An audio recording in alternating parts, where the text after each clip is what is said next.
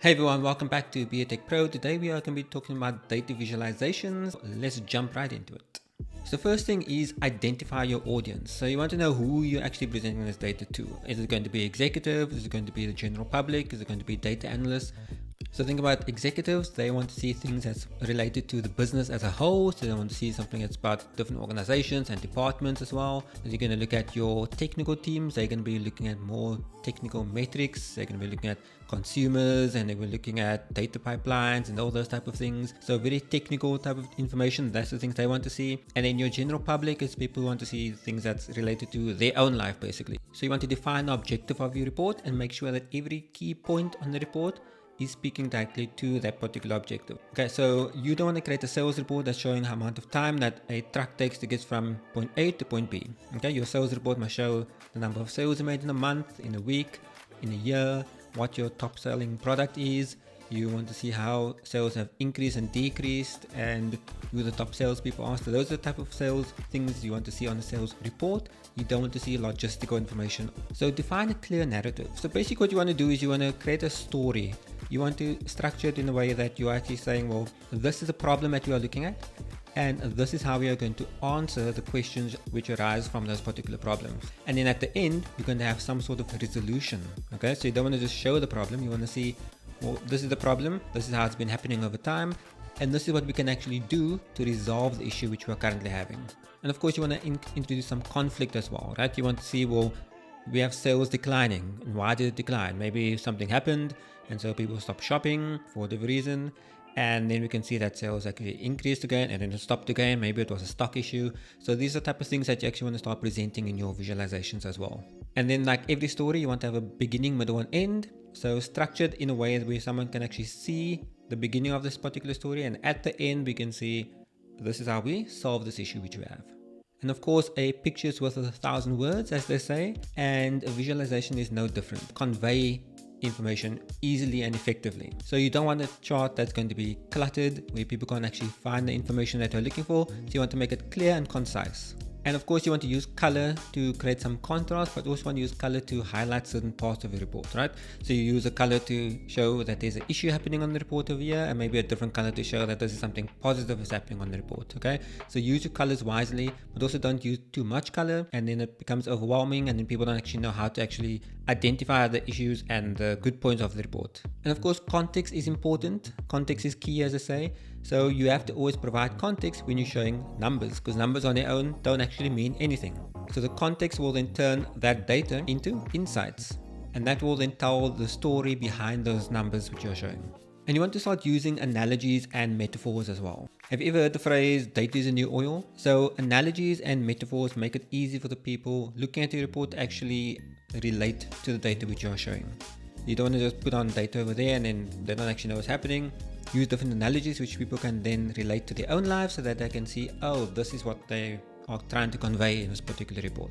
Did you know that emotions play a huge part in how we interpret data? It's no different when you're looking at reports as well. So you actually want to use emotion when you're talking about the data so that people can actually get a sense of what you are showing them. So what you actually want to do is you want to connect it to real world outcomes. Maybe you can think about a particular sale which you did in January because you know people were struggling because January is a very long year, as they say.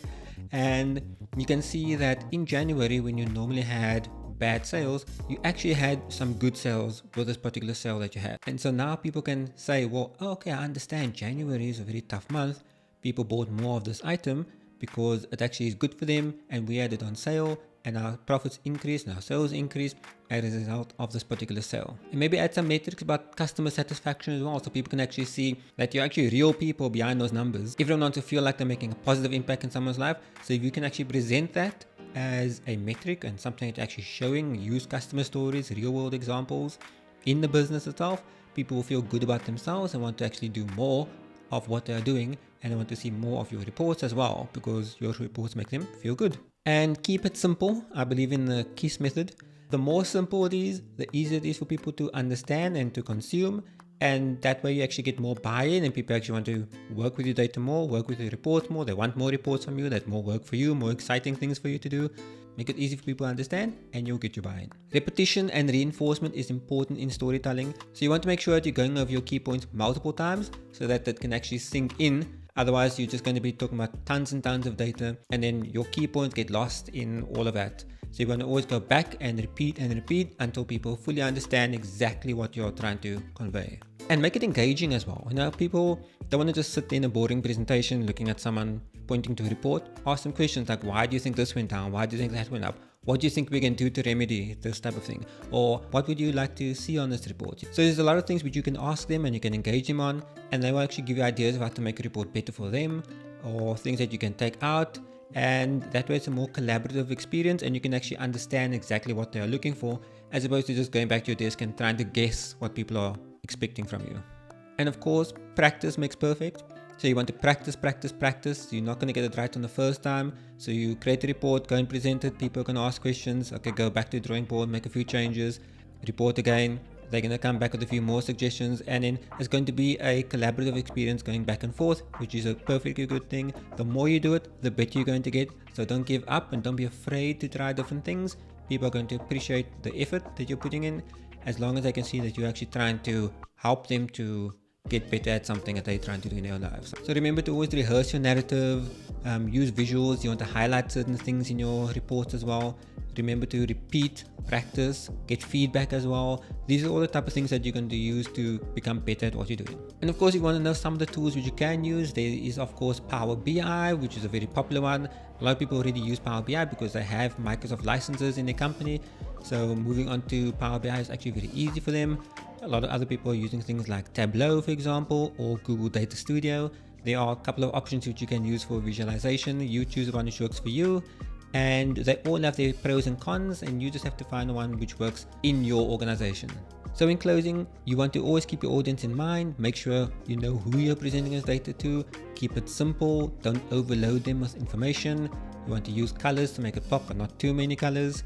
And once again, you also want to get feedback so that you can actually understand what people are looking for and what they liked and what they didn't like in your reports. And of course, if you want to learn more about what's happening in the industry, what you also want to do is click on the like button of this video, and you want to click on subscribe and the bell notifications so that you are updated on new videos as they are uploaded.